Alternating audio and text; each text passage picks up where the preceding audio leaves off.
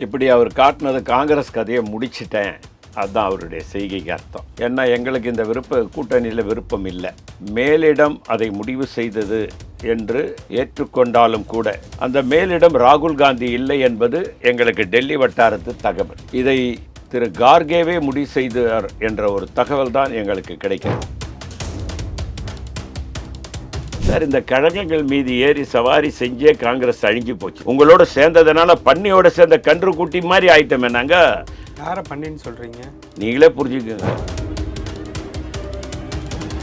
சோடங்கர் ஒரு மணி நேரமா விமான நிலையத்தில் உட்கார்ந்துருக்காரு, வெளியில வரல. ஏன் வெளியில வரல அப்படின்னு கேட்டாக்கா, எனக்கு மேல இருந்து கையெழுத்து போடுங்க அப்படின்ற ஒரு தகவல் இந்த நிமிடம் வரைக்கும் கிடைக்கல. அது கிடைச்சாதான் போவேன்னு சொல்றாரு. ஆனா ராகுல் காந்தி கிட்ட இருந்து அவருக்கு தகவல் கிடைக்கல. திரு கார்கே அவர்கள் தான் அவருக்கு போய் கையெழுத்து போடுங்கன்னு சொன்னதாக ஒரு தகவல். ராகுல் காந்திக்கு இதில் விருப்பம் இல்லை. ராகுல் காந்திக்கு திராவிட முன்னேற்ற கழகத்தோடு கூட்டணி போவதில் சிறிது கூட உடன்பாடு இல்லை என்பது யதார்த்தமான உண்மை. இந்த கூட்டணி ஒரு தற்கொலைக்கு சமம். எப்படி முடிக்க போறாங்கன்னு வேற தெரியல. 28 சீட்டை கொடுத்துட்டு ஜெயிக்க வைக்க போறாங்களா? விருப்பம் இல்லாம இந்த கூட்டணியில இருந்துகிட்டு தேர்தலை சந்திக்க போறீங்களா? வேற வழி இல்ல. ஒப்புக்கொட்டாங்க. கஷ்டம்தான். எங்கள் தொண்டர்கள் பணியாற்றுவார்களா என்பது மிக மிக சந்தேகம். 90% பேர் எதிர்க்கிறார்கள். 10% திமுக ஆதரவாளர்கள் செய்த சதி இது. நான் என்ன கேட்கிறேன், சிதம்பரத்துக்கு அவர் மகனுக்குமாக உங்க 2 பேருக்காக திமுக கூட கூட்டணி வைக்கணுமா? திருப்பி நாங்க கேட்க மாட்டோமா?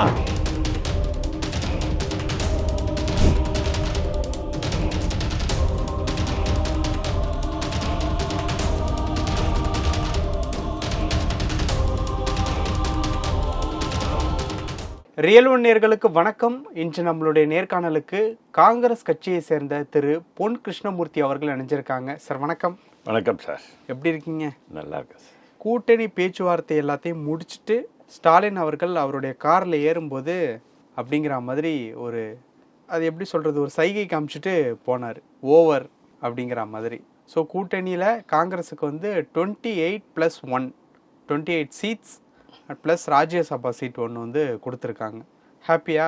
இப்படி அவர் காட்டினது காங்கிரஸ் கதையை முடிச்சிட்டேன், அதுதான் அவருடைய செய்கைக்கு அர்த்தம். ஏன்னா எங்களுக்கு இந்த கூட்டணியில் விருப்பம் இல்லை.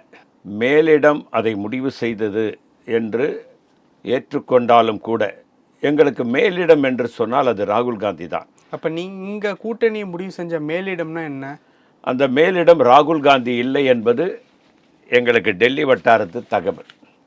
இதை திரு கார்கேவே முடிவு செய்தார் என்ற ஒரு தகவல் தான் எங்களுக்கு கிடைக்கிறது. ராகுல் காந்திக்கு இதில் விருப்பம் இல்லை. ராகுல் காந்திக்கு திராவிட முன்னேற்ற கழகத்தோடு கூட்டணி போவதில் சிறிது கூட உடன்பாடு இல்லை என்பது யதார்த்தமான உண்மை. காரணம், கடந்த 5 ஆண்டுகளில் எங்களை அவர்கள் நடத்திய விதம், எங்களுக்கு ஏற்பட்ட அவமானங்கள், இதையெல்லாம் தலைவர் ராகுல் காந்தி கவனத்திற்கு நாங்கள் கொண்டு சென்றபோது மிகவும் வருத்தத்துடன் இருந்தார். இந்த முறை அவர் திராவிட முன்னேற்ற கழகத்தில் ஆட்சியின் பங்கு வேண்டும், அதிகாரத்தில் பங்கு வேண்டும், உள்ளாட்சியில் 20% வேண்டும். சென்ற முறை உள்ளாட்சியில் எங்களுக்கு பிரதிநிதித்துவமே நீங்கள் கொடுக்கவில்லை என்றெல்லாம் அம்மையார் கனிமொழி போகும்போது தெளிவாக சொன்னார். ஆனால் இதையெல்லாம் புறந்தள்ளிவிட்டு திரு சோடங்கர் 1 மணி நேரமாக விமான நிலையத்தில் உட்கார்ந்துருக்காரு, வெளியில் வரல. ஏன் வெளியில் வரல அப்படின்னு கேட்டாக்கா, எனக்கு மேலே இருந்து போங்கி கையெழுத்து போடுங்க அப்படின்ற ஒரு தகவல் இந்த நிமிடம் வரைக்கும் கிடைக்கல. அது கிடைச்சாதான் போவேன்னு சொல்கிறார். ஆனால் ராகுல் காந்தி கிட்ட இருந்து அவருக்கு தகவல் கிடைக்கல. திரு கார்கே அவர்கள் தான் அவருக்கு போய் கையெழுத்து போடுங்கன்னு சொன்னதாக ஒரு தகவல். இது ஒரு தற்கொலைக்கு சமம் என்று தான் நான் கருதுகிறேன். இந்த கூட்டணி ஒரு தற்கொலைக்கு சமம். காரணம் என்னவென்று சொன்னால், திராவிட முன்னேற்ற கழகம் நாங்கள் தோளில் சுமந்து கொண்டிருக்கிறோம் காங்கிரஸை என்று சொல்லிக்கொண்டே காலி செய்து விட்டார்கள். நேற்று இப்படி சொன்னதுக்கு அர்த்தம் அதான், காலி பண்ணிட்டோம்.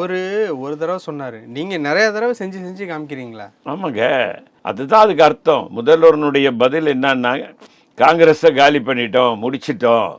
எப்படி முடிக்க போறாங்கன்னு வேற தெரியல. 28 சீட்டை கொடுத்துட்டு ஜெயிக்க வைக்க போகிறாங்களா, வேற ஏதாவது பண்ண போறாங்களா? கேட்டதை விட அதிகம் தானே கொடுத்துருக்காங்க. ஏங்க, நாங்கள் கேட்டது 41ங்க. சென்ற முறை எங்களுக்கு 25 கொடுத்த போது 41 அடுத்த முறை, ஏன்னா அதுக்கு முன்னால் எங்களுக்கு 41 கொடுத்து அப்புறம் 25 ஆக்கினாங்க. அதை கூட திரு சிதம்பரம் அவர்கள் போய் பேசி தான் தனக்கு ஒரு ராஜ்யசபா சீட்டு வேணும் என்பதற்காக அதை மன்மோகன் சிங் மூலியமாக அம்மையார் சோனியா காந்தியிடம் பேசி ஒப்புக்கொள்ள வைத்து விட்டார். அது கூட ராகுல் காந்திக்கு தெரியாது. அது ராகுல் காந்திக்கு 25 சீட்டுக்கு கையெழுத்து போட்டார்னு தெரிந்தவுடன் குண்டுராவ் மீதும் திரு அழகிரி அவர்கள் மீதும் மிகவும் கடும் கோபம் கொண்டார்.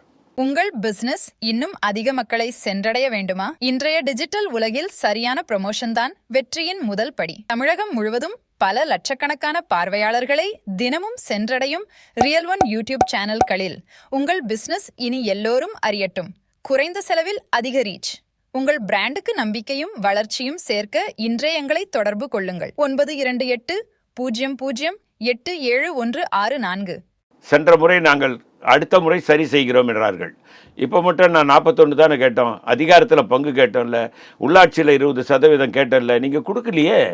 இப்போ கொடுக்காம எங்களுக்கு மேலிடம்னா அது ராகுல் காந்தி தாங்க.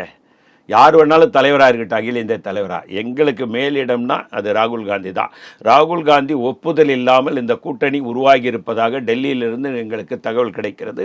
ஆகவே இந்த கூட்டணியில் எங்களுக்கு விருப்பம் இல்லை என்பதை நான் மீண்டும் மீண்டும் பதிவு செய்ய விரும்புகிறேன். இப்போ விருப்பம் இல்லாம இந்த கூட்டணியில இருந்துகிட்டு தேர்தலை சந்திக்க போறீங்களா? வேற வழி இல்லை, ஒப்புக்கொட்டாங்க, கஷ்டம்தான்.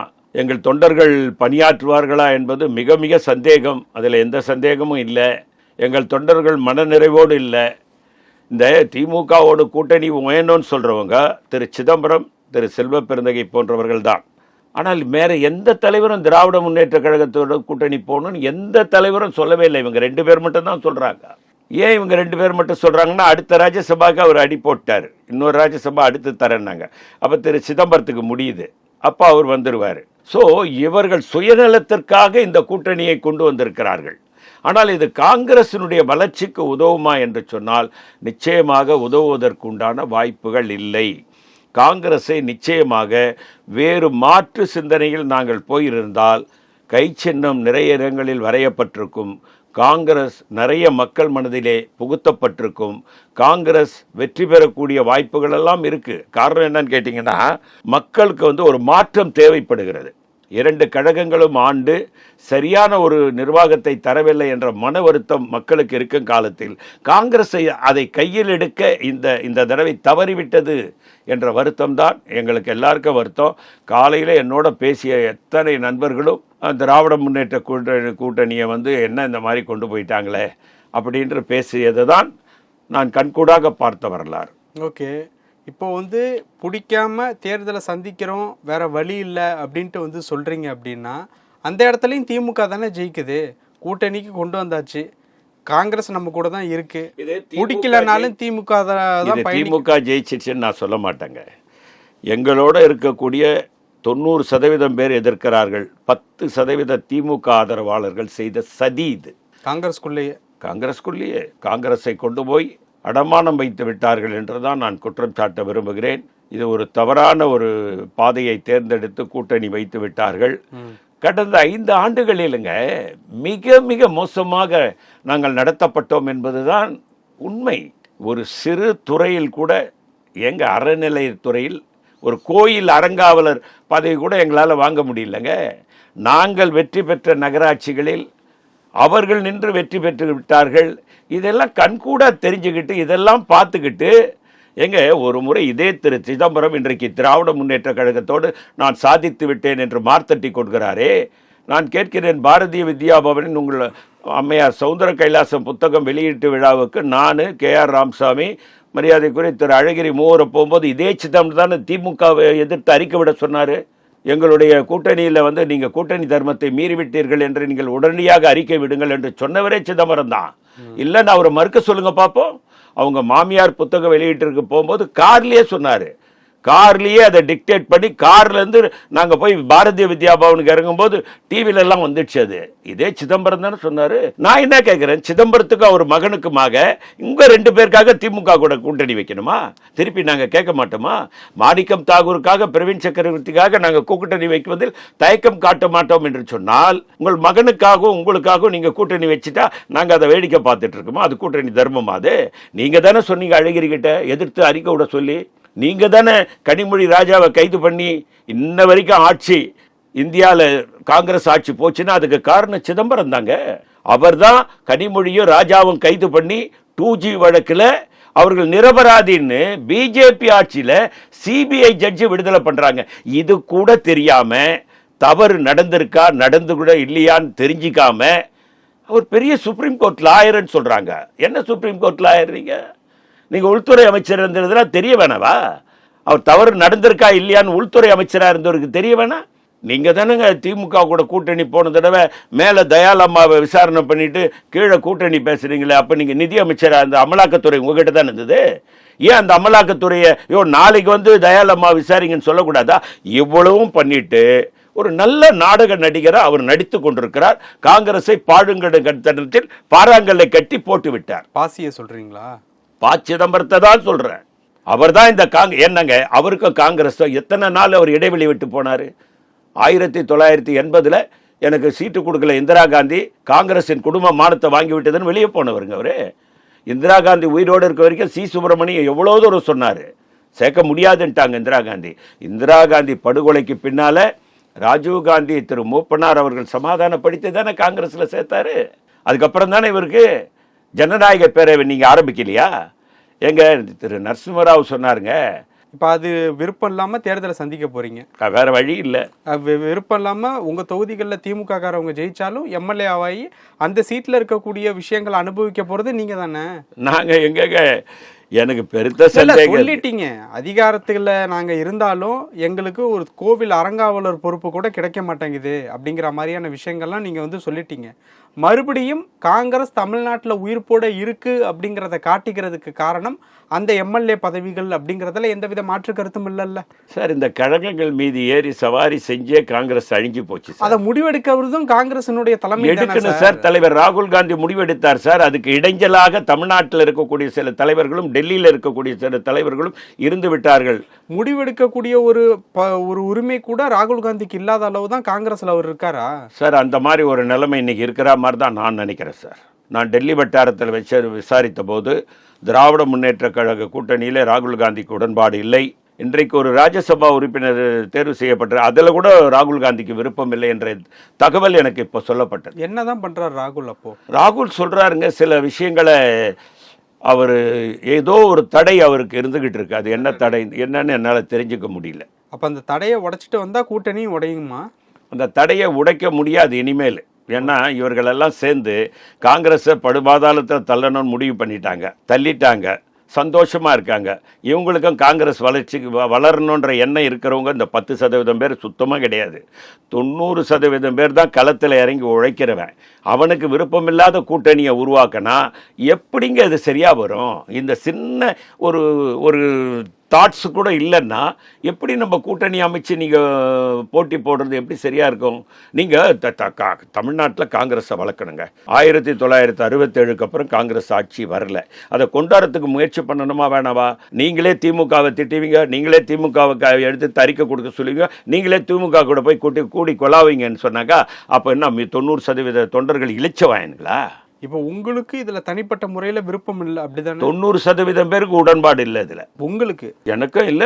உங்களுக்கும் அந்த 90% தானா? நானும் அந்த 90%. அப்ப பேலன்ஸ் 10%. 10% தான் நான் சொன்னேன். நான் சிதம்பரத்தை உங்களுடைய தனிப்பட்ட விஷயத்துல பார்க்கும்போது 100 90?